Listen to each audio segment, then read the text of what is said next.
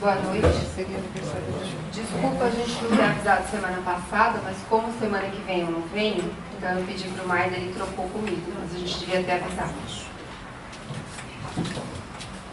Bom, a gente vai começar a segunda parte do livro, que é um pouquinho diferente, talvez menos científica do que a primeira parte, mas igualmente interessante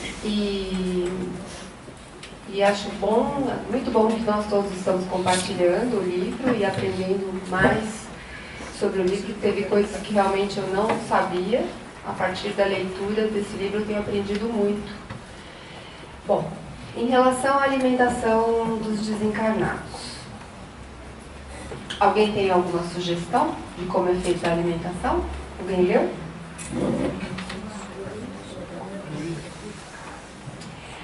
Acho que foi a Fernanda que falou um pouco sobre isso, né? De que maneiras a gente recebe a nossa alimentação. Então, uma das principais alimentações que a gente tem no nosso corpo físico e que vai se assemelhar também no nosso perispírito, no nosso psicossoma, é a alimentação através da nossa respiração. Então, a grande parte do alimento que a gente tem é através da respiração. Então, ele vai se assemelhar ao que se chama de hematose no corpo físico, que é a troca dos gases que vai ocorrer devido à diferença de concentração de oxigênio e gás carbônico por um processo conhecido como difusão.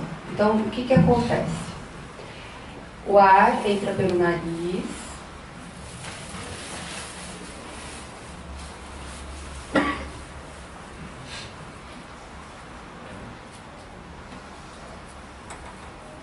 será que tá? É esse aqui mesmo? É o vermelhinho?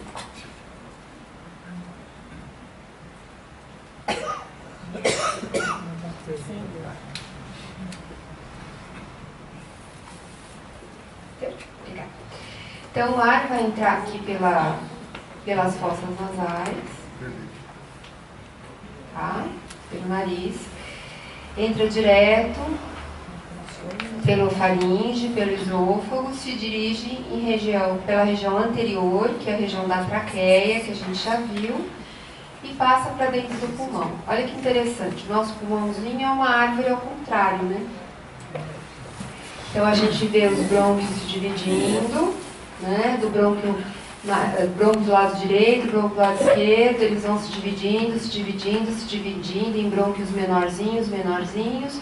Aqui no meio a gente tem o coração, a gente tem a musculatura da respiração, que é o diafragma, e eles vão chegar, isso aqui é um desenho dessa árvorezinha aqui, numa coisa chamada alvéolo, né? E é aqui que ocorre a troca do oxigênio pelo gás carbônico. Então vai entrar através da via aérea, né, pelo bronquíolo terminal, que a gente chama, o ar. Pela artéria vai entrar o oxigênio e pelo sangue venoso ele vai liberando o gás carbônico. Então, na inspiração, a gente recebe oxigênio por uma alta concentração, por uma difusão nesses capilares, há uma troca do oxigênio pelo gás carbônico. Então, quando a gente solta o ar na expiração, a gente solta o monóxido de carbono. Tudo bem? Então, o oxigênio que alcança os tecidos entra em contato com determinados elementos, dando em resultado o dióxido de carbono e água. Também é produzido água, com a produção que é destinada à manutenção das províncias somáticas. Então, isso é que nos mantém vivos, né? Então, nós sabemos que para a subsistência do corpo físico é imprescindível essa troca, né, constante de substâncias. E essa troca constante é que vai produzir energia, que vai fazer com que todas as células do nosso organismo funcionem. Basicamente, as nossas células precisam do quê? De oxigênio, de água e um pouquinho de glicose, né? Então, se a gente tiver isso, a gente pode sobreviver por muito tempo, principalmente se a gente for mais gordinho, né? Porque aquilo que a gente tem de depósito vai sendo consumido à medida que o tempo vai passando. Tem até descrito em campos de concentração que as pessoas mantêm mais gordura do que musculatura. Isso é uma coisa triste, né? Mas é mais fácil perder músculo do que perder gordura. E eles ainda ficam meio barrigudinhos, mesmo nos campos de concentração. Não tem um músculo, mas eles têm ainda um pouco de gordura devido a essa preservação que o ser humano tem para poder sobreviver. Então, na verdade, essa substância e energia se conjugam, então, para nos manter vivos e assim fazer com que a gente cresça quando a gente é criança ou que haja uma reparação por causa do contínuo desgaste, né? E aqui tem exatamente como são as concentrações de oxigênio a nível do alvéolo.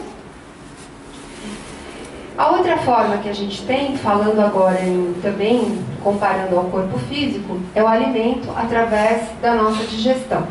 E a digestão, o aparelho digestivo começa na boca, esôfago, estômago, fígado, vesícula biliar, pâncreas, aí o intestino delgado, que é o intestino mais fino, onde a gente tem uma distribuição maior e uma absorção maior de alimentos, e o intestino grosso, né?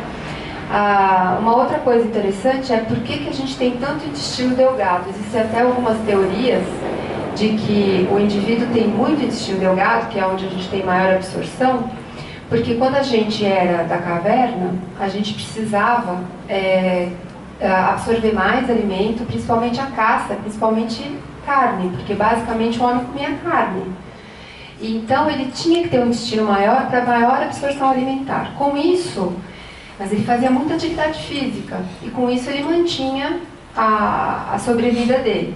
Hoje em dia a gente tem um intestino delgado grande e quem tem um intestino delgado maior tem uma teoria que são pessoas mais gordinhas.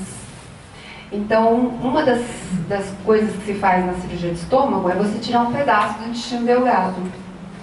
Porque a gente não precisa de um intestino delgado tão grande, já que a gente não faz tanta atividade física e come a mesma coisa que a gente comia e faz menos atividade física, né? Então, o que acontece? O alimento comum ao corpo carnal, ele experimenta de início a digestão, pela qual os elementos coloidais, então elementos coloidais são elementos que não se dissolvem na água. Então vai ser o amido, tem uma dificuldade na digestão da água, o ovo, né? E essas moléculas são indifusíveis, elas vão se transformar em elementos cristalóides, que já são soluções íons mais menores e moléculas pequenas que se dissolvem na água, convertendo-se assim em matéria mais simples, acessíveis à absorção. Aqui se sucede a circulação dos valores nutrientes, suscetíveis de aproveitamento pelos tecidos, seja em regime de aplicação imediata, seja de reserva, destinando-se aos resíduos de expulsão natural. Então, a gente vê que uma parte é feita também através da digestão. Aqui tem os locais onde os principais alimentos são digeridos, ou no estômago, no intestino, ou na região do fígado, ou na região do intestino mais fino, e assim por diante, né? Então, a ciência terrena não desconhece que o nosso metabolismo ele tende a ter uma estabilidade constante, tanto a nível, quando você tira sangue e mede nossa concentração de oxigênio, se você não tem nenhuma doença pulmonar, nenhuma doença cardíaca que leve a uma queda da oxigenação, a nossa oxigenação é constante. Como também o nosso teor de glicemia em jejum. Se você não é diabético, você vai ter sempre estável. E, inclusive, nenhuma diferença de dia para dia. Quem faz essa regulação, na verdade, é o próprio corpo espiritual, comandando assim o corpo físico, né, e harmonizando as funções, inclusive as reações tanto metabólicas como as reações de campo nutritivo. Então, não ignoramos então que o homem se alimenta muito mais pela respiração, colhendo o alimento volume. O que André Luiz coloca como alimento volume é o que a gente come. Então, na verdade, seria muito pouco, porque ele funcionaria muito importante enquanto desenvolvimento da gente quando a gente é criança, né? A gente tem que ter uma qualidade alimentar importante e que para a manutenção física do nosso organismo. É também interessante notar que parece que à medida que se envelhece, se come menos. Talvez até o indivíduo comece a entender que ele precisa comer menos esse alimento volume, né? Porque uma vez que a gente vai desencarnar e muito do que a gente come pode não ter do outro lado, né? Vamos lá. Então, olha que coisa mais linda, McDonald's, né? Então eu achei interessante porque a alimentação do desencarnado parece ser um dos pontos mais desafiantes que o desencarnado vai enfrentar ao além-túmulo. É pior do que qualquer outra coisa, né? A gente tem muito a falar, o vício do cigarro, o vício do álcool, né? E o vício da comida, né? E aí o homem encarnado está acostumado a uma ingestão calórica que mantém a nutrição, o processo digestivo, né? E aí ele começa a ter excessos alimentares. Com a desencarnação, a alimentação passa a ser então mais fluídica. E aí a coisa pode ficar um pouco difícil. Alguém já pensou nisso? Todo mundo já pensou? Que talvez lá no fogo de chão, né? O que mais? Uma pizza, acho que não tem, né? Sorvete. Porque, olha, um sorvetinho, água. Então, eu acho até que sorvete tem lá. Porque, né? Um sorvetinho, água e oxigênio, a gente sobrevive, né? Eu sobrevivo bastante, então pode ser que sorvete seja um fluidozinho, né? A gente fica até um milkshake, né? Muito bom. E aí vem algumas questões, né? Que é a tal da dificuldade da nossa mudança de hábito. Então, em palavras, né, de André Luiz, abandonando o envoltório físico na desencarnação, se o nosso perispírito estiver profundamente arraigado às sensações terrestres, sobrevém o espírito a necessidade inquietante de prosseguir atrelado ao mundo biológico que lhe é familiar. E quando não supera ao preço do próprio esforço, no auto-reajustamento, provoca fenômenos de simbiose psíquica, que o levam a conviver temporariamente no halo vital daqueles encarnados com os quais se afine, quando não promove até a obsessão espetacular. É ruim isso, né? Então, quando se fala que o indivíduo obeso é um indivíduo doente, um obeso mórbido, lógico, né? Estamos falando de ser gordinho, ter um sobrepeso, mas de uma pessoa, temos que ter essas considerações. Ele é um indivíduo doente, talvez psiquicamente, tenha dificuldades mesmo, tenha doenças hormonais ou até uma ansiedade muito grande, né? Uma compensação, que às vezes é o único vício que ele tem, é a alimentação, né? E isso faz a gente pensar que a gente tem que comer para viver, não para viver para comer, né? Então, na maioria das vezes, os desencarnados, eles entram nessa crise, mas por bondade divina, né? Pelos agentes da bondade divina, eles vão ser levados até os centros de reeducação do plano espiritual. E lá eles vão ter uma alimentação semelhante à Terra, que pode ser, de repente, um sorvetinho, né? Mas é mais fluídica. E ele vai receber conforme as porções necessárias para ele. Olha, hoje essa é a quantidade certa para a sua sobrevivência, né? Até que ele vá conseguindo se reajustar aos novos padrões da densidade que ele está vivendo, né? Que não é mais a densidade material. Alguém quer falar alguma coisa? Ele vai para um spa espiritual, né? Com certeza é um spa espiritual. Silvia, desde que o sorvete seja de leite de soja. Não pode ser lactose, né? Tem que ser, né? Não pode ser lactose, tem que ser soja. Uma outra coisa interessante que assim, é uma coisa que a gente não fala muito, que a gente tem, na verdade, a gente tem uma absorção de alimentos através da nossa pele. A gente sabe disso, né? Então, existe uma outra forma de alimentação, né? Além da respiração, que a gente já falou, dessa alimentação que é nos dada através dos fluidos, que é através da nossa pele. Só que isso já acontece em espíritos que tenham um desenvolvimento maior, que são espíritos menos comprometidos e menos arraigados com a carne, né? Então, a tomada de substância, né, daquele fluido que a gente falou, ela vai ser tanto menor, tanto mais leve, quanto maior se evidencia o enobrecimento da alma. Então nós vamos ter um tipo de alimentação que é pela pele.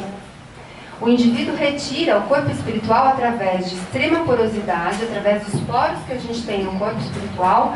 Ele se nutre de produtos, né, que ele sintetiza através de partículas quimioeletromagnéticas do próprio reservatório da natureza e no intercâmbio de raios vitalizantes e reconstituintes do amor que os seres sustentam entre si. Então a gente pode, à medida que vai evoluindo, né, na escala evolutiva, se alimentar através da nossa própria pele do corpo espiritual. Tudo bem? E aí é que vem uma coisa que é interessante até para a gente colocar na nossa... que a gente vive de amor, né? Não tem aquela coisa dos adolescentes que quando se apaixonam se alimentam de amor e que o amor emagrece? Não deixa de ser, né? Então, o que seria então a alimentação psíquica? Que é lógico que a gente está falando de uma coisa talvez mais pura até o amor de adolescente, né?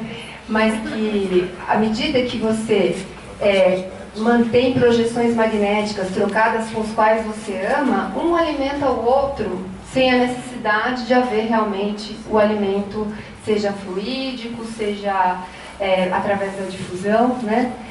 E por isso que toda criatura tem a necessidade de amar, de receber amor, para que se mantenha o equilíbrio geral. Então o amor, né, ele faz parte também da nossa alimentação, seja do corpo físico, seja do nosso corpo espiritual.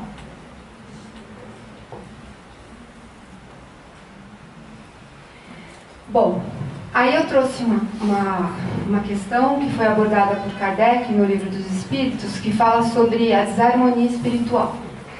Uma vez que eu estou desarmonizado, estou lá desencarnado, desarmonizado, não sei para onde eu vou, né? Aí ele fala assim: o corpo é o instrumento da dor. Se não é a causa primeira desta, é pelo menos a causa imediata. A alma tem a percepção da dor. Essa percepção é o efeito.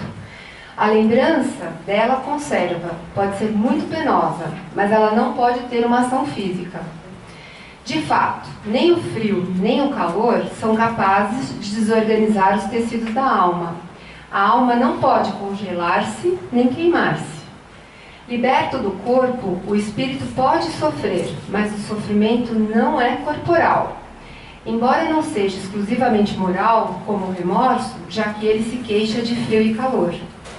Também não sofre mais no inverno do que no verão. Logo, a dor que sente não é uma dor física, propriamente dita.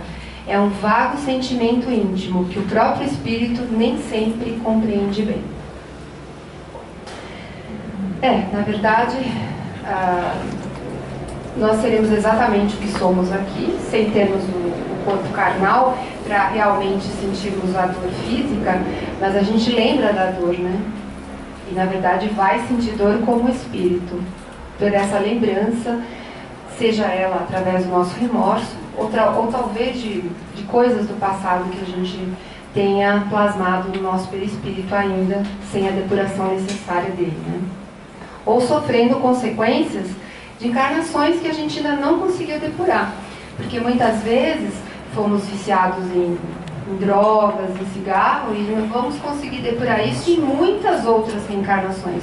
Hoje estamos aqui, não fumamos, não bebemos e somos asmáticos e, né, temos doenças que não entendemos muitas vezes, né? Por que será? É porque eu sou alérgico? Talvez, né? Alguns têm câncer de pulmão sem nunca ter fumado, e assim vai. E uma coisa interessante também é que não existe excreção do corpo espiritual. Tudo é aproveitado. O oxigênio é aproveitado, o fluido é aproveitado, a alimentação pelos poros ou via cutânea, ela é aproveitada. Então, na verdade, não existe excreção no mundo espiritual, né? Não existe suor, não existe urina, não existe fezes, né? Então vamos lá. De qualquer modo, porém, o corpo espiritual, com alguma provisão de substância específica ou simplesmente sem ela, quando já consiga valer-se apenas da difusão cutânea para refazer os seus potenciais energéticos, conta com os processos da assimilação. A assimilação seria a mesma coisa que anabolismo, isso é um termo que a gente usa muito, que é o estado em que o corpo constrói o tecido, né? E da desassimilação, que é o catabolismo, ou seja, quando você degenera o tecido, dos recursos que lhe são peculiares, não prescindindo do trabalho da exsudação dos resíduos pela epiderme ou pelos órgãos que vão excretar esses resíduos, né? E assim ele atinge uma harmonia de nível nas operações nutritivas e pela essencialização dos elementos absorvidos. Então, não existindo para o veículo psicossomático determinados excessos e inconveniências que os sólidos e líquidos provocam na gente. É isso, na verdade é uma aula mais tranquila, mais simples, mas é bem interessante, né, para a gente conhecer um pouco como funciona a alimentação após o nosso desencarne. Alguém quer comentar? Lembrou toda aquela discussão do nosso lar, né? Lembrou toda aquela discussão do nosso lar, que o governador, né, empreendeu toda aquela luta para não haver associações mentais perniciosas para aqueles que já estavam lá, e que aí ele nunca se exaltou, né, aquilo que é difícil para nós, o estado evolutivo que nós estamos, e ele procurou conscientizar todo mundo e ao longo do tempo mudaram a alimentação. Com certeza. Vamos ver como é que a gente... Eu acho que isso é uma coisa até para a gente refletir, né? Eu não acho que a gente nasceu para não comer carne ainda, né? Eu acho que somos ainda carnívoros, temos dentes para isso, né? O nosso corpo físico ainda não tem uma transformação suficientemente para isso, mas eu conheço pessoas que nasceram dentro do... são vegetarianos desde que nasceram e não precisam de carne. Então, isso existe. Eu tenho uma amiga que nunca comeu carne na vida, a família dela era vegetariana, então ela foi uma criança criada assim, e ela nunca teve anemia. Agora, quem foi criado no mundo carnívoro, eu não sei se vai conseguir viver assim, sem fazer uma reposição vitamínica, né, de ferro, de outros nutrientes. Mas talvez para o homem do futuro, a partir do momento que mentalmente a gente mudar, a gente vai conseguir mudar as nossas células físicas também, né? E até o aproveitamento dos alimentos com melhor qualidade do que a gente faz hoje. Tantas vezes, né, a gente se alimenta, vai numa festa e passa mal. Ah, passei mal por causa do que eu comi. Talvez não, talvez eu passe mal pelas vibrações que eu tive naquele local, pelas colocações mentais que eu posso ter absorvido dentro daquele ambiente. Acho que tem muitas coisas aí para fazer um paralelo, né? Olha, posso falar alguma coisa? Certo dia, eu tive uma vivência assim, era uma grande mesa, então, do lar, cheia de doces, bonitos, e tinham muitas pessoas, e era uma festa de festejo das pessoas que estavam chegando. E eu fui vendo tudo aquilo, eu fui direto na mesa para pegar com a minha mão. E aí uma das pessoas falou assim, não, mas aqui não se come assim. Então as pessoas tinham uma coisa de olhar, de perfume dos doces, festejos, alegrias, então era uma nutrição através da visão, do perfume, das sensações. Dos poros, né? Pela pele, né? Você projeta mentalmente e absorve através da natureza. Na verdade, a visão dos doces é nossa, né? Porque a gente gosta de olhar os doces, de sentir o cheiro dos doces, né? Mas eu acho que é mais ou menos isso, né? Como o cheiro de mata, né? O cheiro de plantação, né? É uma coisa bonita e interessante também.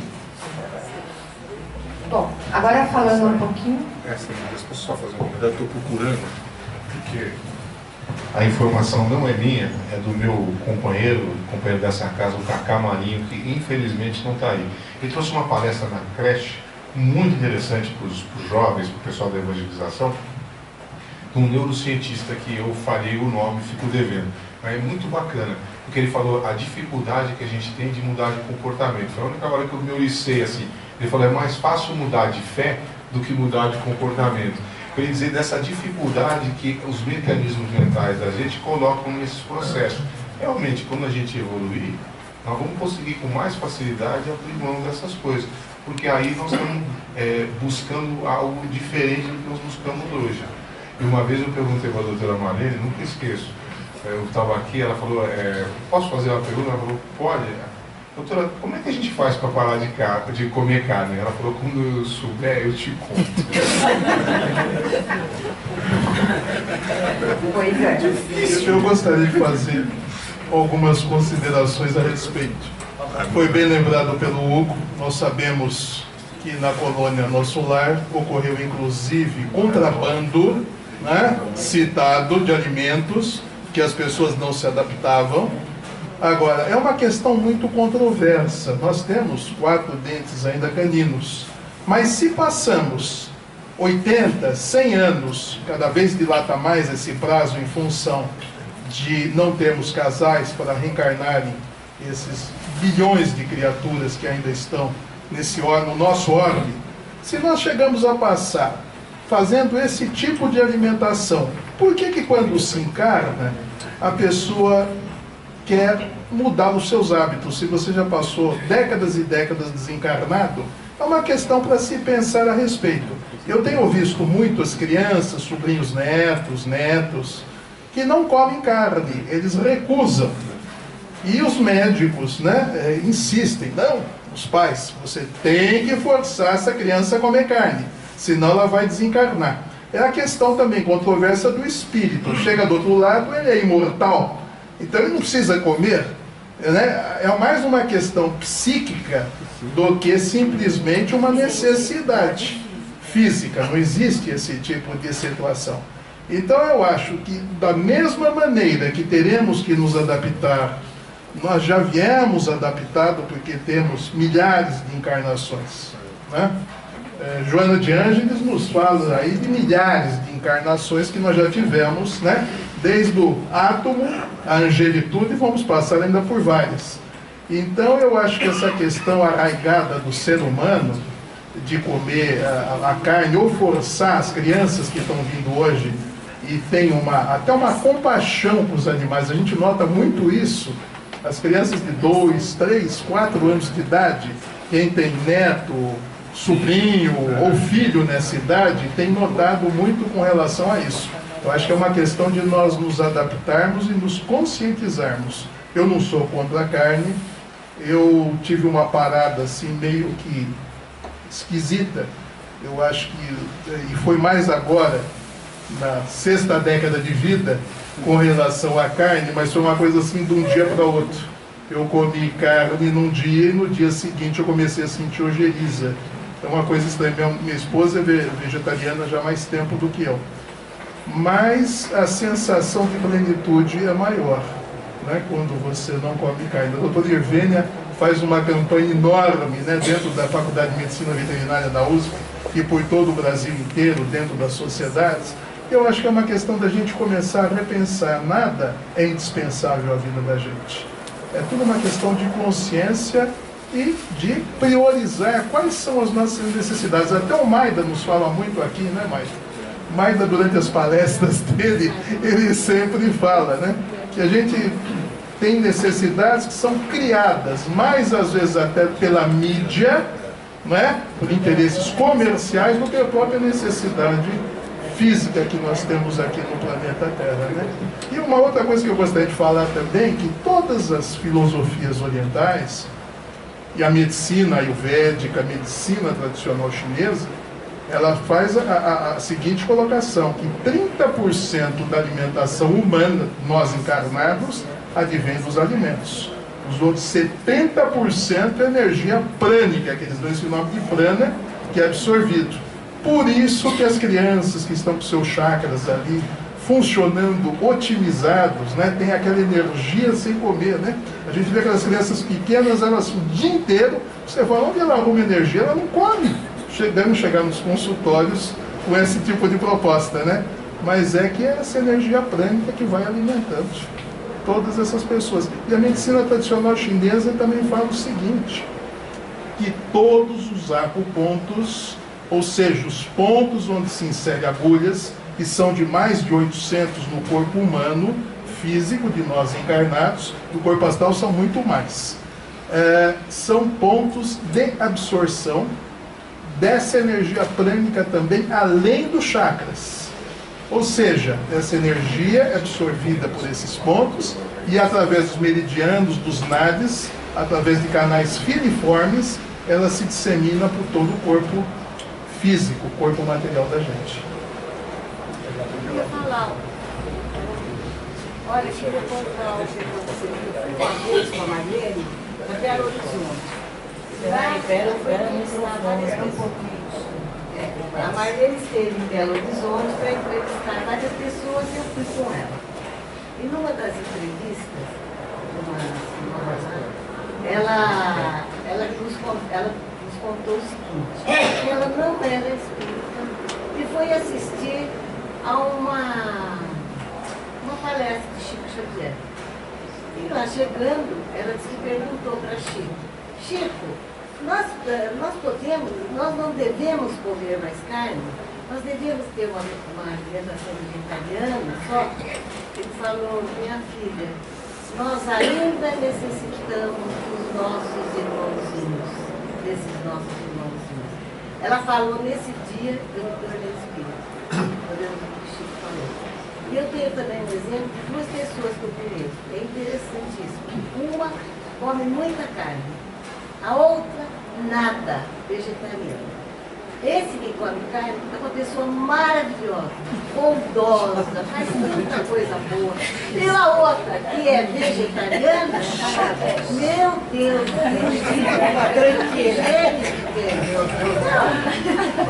eu acho que um dia nós chegaremos, eu não precisava. Eu acho que, na verdade, como o próprio André Luiz colocou, um dia nós vamos nos alimentar de prana, porque, na verdade, a porosidade e a difusão, elas são uma qualidade dos espíritos evoluídos.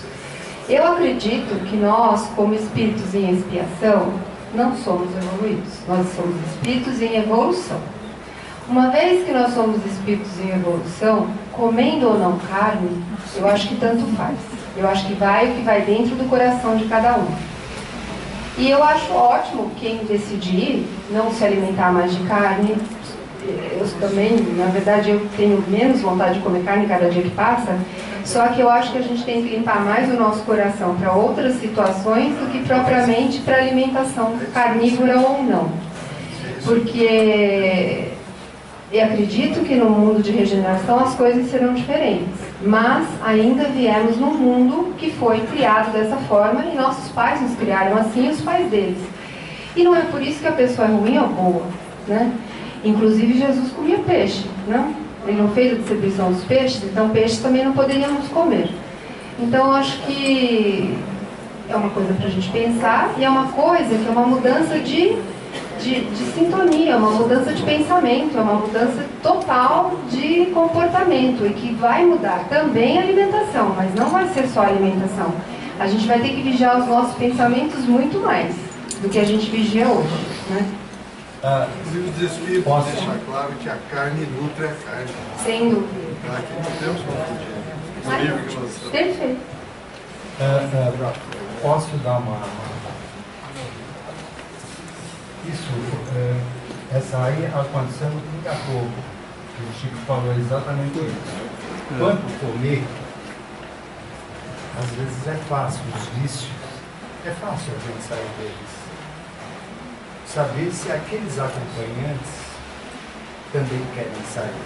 Então é preciso fazer um trabalho duplo, porque às vezes a gente não come sozinho, às vezes a gente não fuma sozinho, não bebe sozinho.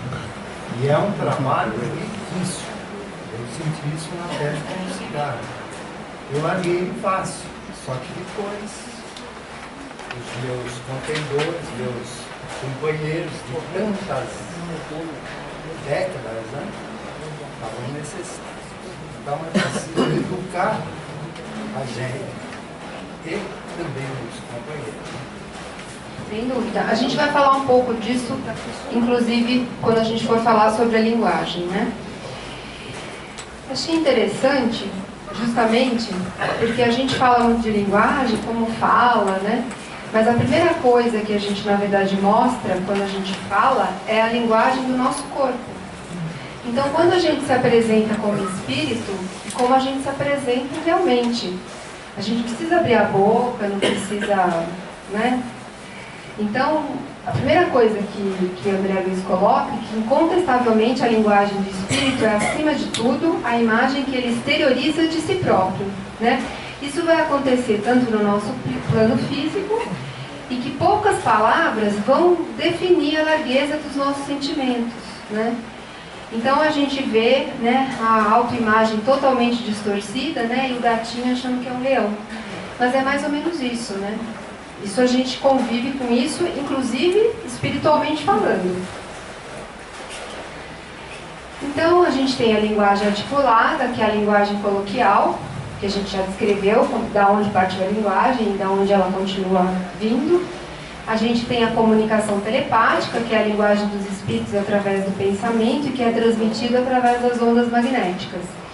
E tem esse outro tipo de linguagem, que é bastante interessante, que tanto vai servir para elevar, como também para nos colocar em sentido de obsessão ou de possessão, que é o que a gente acabou falando em relação à própria alimentação.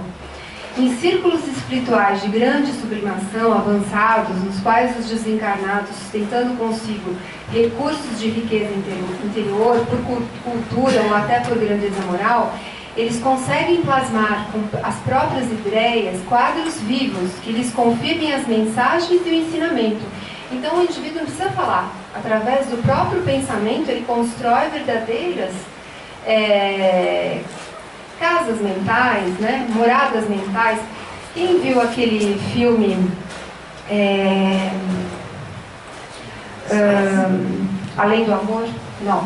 Amor Além da Vida. Amor Além da Vida, que a esposa plasma a casa em que ela morava, ela se suicida e ela plasma uma casa, que era a casa mesmo que ela morava. Annabella Sciorra é a atriz. E o personagem, né, ele vai buscá-la no inferno e tudo mais. Na verdade, aquilo foi plasmado por ela, no sentido negativo. Aquilo não existe, aquilo é uma criação mental. Como nós também criamos mentalmente a nossa vida. Nós podemos ser muito felizes, como nós podemos ser muito infelizes. Passamos por dificuldades, por problemas, por provações, por momentos de extremo testemunho, mas se afirmarmos que somos pessoas felizes através da nossa criação mental, nós seremos felizes. Por isso que muitos não entendem, né? Por que aquele tem uma cruz tão pesada e parece que é tão leve, e o outro, né, que vive a reclamar, parece que é mais infeliz. Mas, então, como existe a criação mental no plano espiritual, também existe no nosso plano físico, através do nosso pensamento. Então, as inteligências infelizes também, através da própria ciência, elas podem formar telas aflitivas com circuitos mentais fechados, obsessivos sobre as mentes que magneticamente vão atuar. E exatamente essas imagens são bem conhecidas, né? Que é uma imagem de possessão. Aqui a gente tem os irmãos espirituais tentando ajudar o irmão no vício, né? Como também as próprias criações mentais que a pessoa em sofrimento cria, né? Que são as criações até anímicas. Às vezes não existem espíritos. Às vezes é auto-obsessão, né? Você cria uma coisa na sua cabeça, você fica com aquela ideia repetitiva, né? Que é o monoteísmo, que nós já falamos. E você acaba vivendo, né? O inferno em terra, o inferno em céu, tanto faz, né? Então, de acordo com o mesmo princípio, os espíritos desencarnados, em muitos casos, quando controlam essas personalidades mediúnicas, que lhes oferecem sintonia, operam sobre elas e é a base das imagens positivas com que as envolvem o transe, compelindo-lhes a expedir os conceitos. Nessas circunstâncias, expressa-se a mensagem pelo sistema da reflexão, em que o médium, embora tenha o córtex encefálico anestesiado, né, pela própria ação do comunicante, ele vai receber ideias e vai transmitir ideias que não são próprias do indivíduo, dependendo da situação. Né? Então é forçoso observar que a linguagem articulada no chamado Espaço das Nações ainda é a comunicação fundamental. O que eles falam de Espaço das Nações é: encarnamos no Brasil, iremos desencarnar falando português. Né? Moramos na França, iremos desencarnar falando francês. Mas à medida que iremos evoluir, isso daí não vai existir e iremos falar todos uma linguagem universal. Né?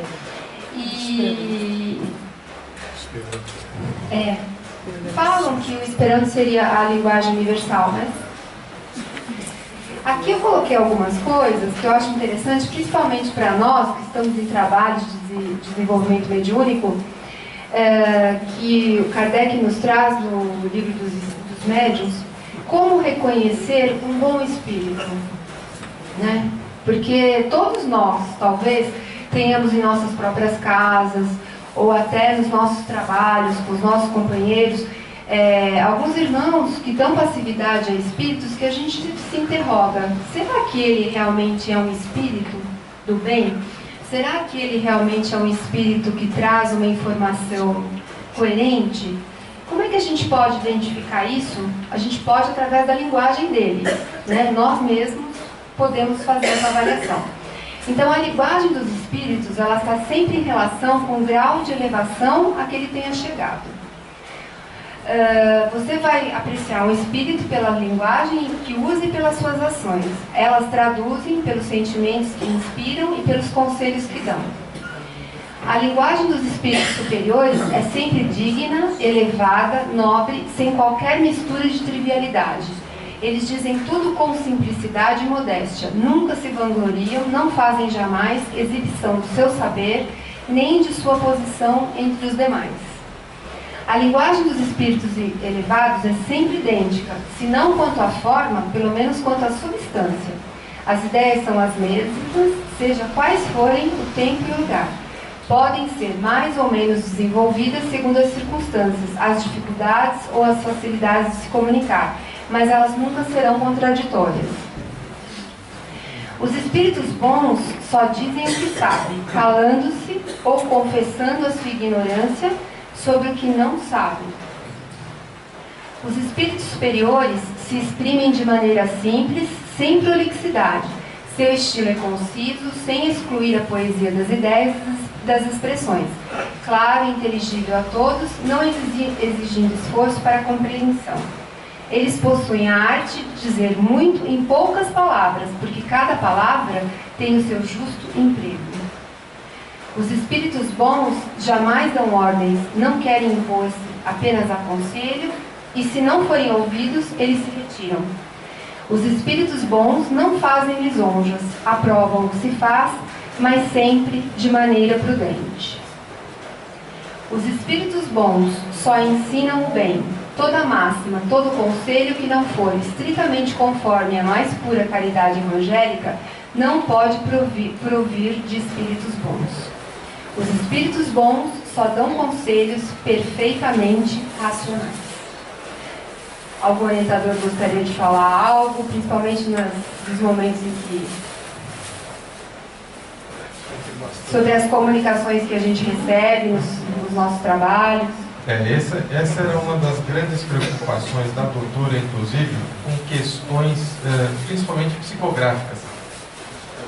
Por isso que não tem isto aqui. Porque justamente a psicografia é a mais perigosa de todas, porque a fascinação acaba atrapalhando. Muitas vezes o espírito ele é inteligentíssimo, né? Mas não é um espírito mais evoluído, mas é inteligentíssimo.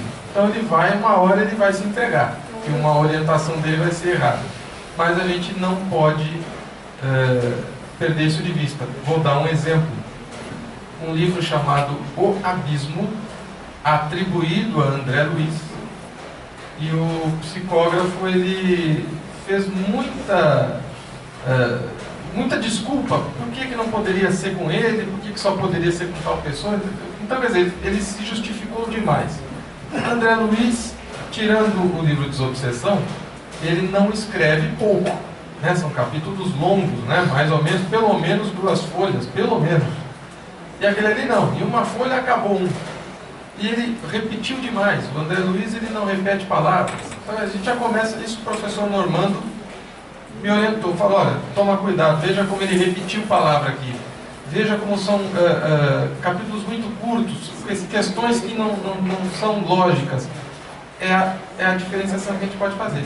Na Revista Espírita, de 1859, o Kardec já faz essa diferenciação e ele leva para o Livro dos Médiuns. Então são essas coisas. Ah, quando eu estou recebendo uma intuição, que intuição? Como faça isso ou não faça aquilo? O Espírito bom, ele orienta. Quem sabe seja bom fazer isso. Nós temos aqui... A escolha é sempre do indivíduo. É só olhar as psicografias de segunda-feira, como é que elas são. É interessante que você faça isso. Contudo, o seu livre-arbítrio, então eles sempre nos deixam a opção. E só colocando o que o Dr. Albert, nosso orientador, sempre coloca é que a psicografia realmente pode causar muita fascinação e que, na verdade, quem psicografa teria que psicografar, dar a psicografia, de repente, para quem ela seria a psicografia e jogar a psicografia fora. Não guardar a psicografia. Isso por muitos e muitos anos, até que o médium realmente fosse adestrado o suficiente para realmente acreditar que aquilo é uma psicografia verdadeira de um mentor. 15 anos, jogou tudo fora. Tem um outro detalhe aí, pelo seguinte, qual é o correto? No livro Evangelho em Casa, da Meimei, ela diz que a gente pode fazer a psicografia no Evangelho. Só que o que eu devo fazer depois? Escrevi só naquele momento, não é em qualquer lugar também, veja que o momento é específico, Evangelho em Casa, aquela coisa. O que eu devo fazer? Recebi. Primeira pessoa, diretor da sala, os líderes dos centros espíritas, isto aqui está correto? Porque ele vai como o diário de um médium que nos mostra a falha. Então, quer dizer, escrevi, acabou, é meu, levo até o diretor de sala, quem quer que seja, os diretores da casa, e eles vão falar, não, isso não é correto. Fim de história. Não pode, a gente não pode divulgar, inclusive, porque não se faz esse tipo de coisa justamente pela fascinação. E se o médium ficar melindrado, não é um indício? O indício, o melindre é o indício da fascinação. E também a gente vê muitos casos, por exemplo, de pessoas que recebem entidades espirituais que são caseiras, que orientam a família inteira, que dão conselhos para a família inteira, e acaba sendo uma coisa que não tem um objetivo de fora da casa, Isso é uma coisa que tem que se tomar muito cuidado, porque já vi algumas situações e, na verdade, aí a gente duvida até se não é a própria opinião da pessoa que está dando a comunicação e aconselhando... Você é um obsessor e ela está achando que é uma orientadora. Tem uma amiga nossa que... Tem uma amiga nossa que já frequentou a casa, não está vindo, eu insisto para ela vir, ela tem a mediunidade, mas ela acha que é uma médium excepcional. E ela tem isso, eu não tenho coragem, eu não posso chegar para ela, adoro, que a idade da minha mãe, eu não posso chegar para ela e falar, olha, você está errada, talvez seja um obsessor. Porque aí eu vou ferir, magoar de uma forma, e ela tomou uma chamadinha na sala e nunca mais voltou. Por quê? Porque duvidaram na comunicação. Tem uma situação também interessante, a Nena Galves, o Richard Simonetti, Heloísa Pires, eles têm falado muito no rádio, na televisão, dessas pessoas, que através do seu animismo, escrevem livros, fazem essas psicografias, e você nota, quando você pega o livro, que realmente não tem nada a ver com o estilo daquele espírito. E eu me recordei a situação que o Flávio falou agora, porque o ano passado eu me deparei na internet com uma médium da cidade de Petrópolis, que ela psicografou 3 livros, dizendo que André Luiz, que era o espírito. A doutora Marlene, foi no final do ano passado, ela estava de viagem marcada para a Europa, me lembro que foi uma quinta-feira, ela deu aqui o curso para a gente, eu mandei um e-mail. E ela me respondeu, ela falou, eu tenho guardado esse e-mail comigo. Passei o Maida, até eu reproduzi para o Maida, esse e-mail. Eu falei, doutora Marlene, é uma coisa, eu gostaria da sua opinião abalizada sobre essa médium, né? 3 livros, e está escrevendo o 4º, já deve ter lançado. E a doutora Marlene me respondeu nesse e-mail: Rafael, eu estou correndo para a viagem, mas eu posso lhe dizer que André Luiz já está encarnado no planeta Terra. É uma criança de 4 a 5 anos de idade.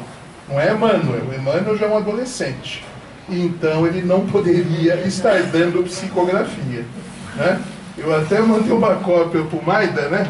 Infelizmente, como houve um desencarne prematuro dela em janeiro, não deu para a gente dilatar um pouco essa conversa. Nós tínhamos até interesse em ler, não li os livros, confesso que não li, mas fiquei pasmo, né, quando eu vi que essa pessoa se jacta, inclusive, de ser a única, como vários, né? Tem várias. A própria Heloísa fala, né, da Heloísa Pires, né, que muitas pessoas aí usam o nome de vários espíritos e, na realidade, tem alguns que fazem cópias, né? Pegam os livros anteriores, alguns que já estão esgotados, e fazem verdadeiras cópias, né? Mas essa do André Luiz eu me lembrei por causa do Flávio, agora da colocação que ele fez. E tem um detalhe, os espíritos superiores, isso foi falado também na Revista Espírita, eles deixam que a gente continue achando que são eles. Por quê? Né? Não vou falar no nome de um espírito, né? Santo Agostinho. Por quê? Para que nós identifiquemos que aquela pessoa que se faz passar por eles não são eles, mas nós é que temos de identificar. É ônus nosso. E para finalizar, né, mais uma vez aqui falando de Kardec no Livro dos Espíritos, os espíritos influem em nossos pensamentos e em nossos atos muito mais do que imaginais, pois frequentemente são eles que vos dirigem. O homem pode eximir-se da má influência dos espíritos, visto que tais espíritos só se apegam aos que chamam por desejo, ou seja, sou eu que peço para ele ficar comigo, não é ele que está comigo. É difícil a gente aceitar isso, né? Mas a gente tem que sair da sintonia, de qualquer maneira, para que não haja atração através do pensamento, e a gente que é médium tem que, além de orar, vigiar 24 horas por dia, porque a gente não é médium só no centro espírita. Praticando bem, daí vem uma forma que eles falam de imunização, que vai trazer o vigiai para a gente. Mas se a gente fizer o bem todo dia, e pondo toda a vossa confiança em Deus, repelireis a influência dos espíritos inferiores e destruireis o império que queiram te ter sobre vós. Então a única maneira que a gente tem para se imunizar contra isso seria realmente praticando o bem e tendo a confiança em Deus. Obrigada. Só então um aviso, pessoal, ainda estamos com as rifas do carro, R$110. O Henrique tem, seu Edival tem, quem mais? Elisa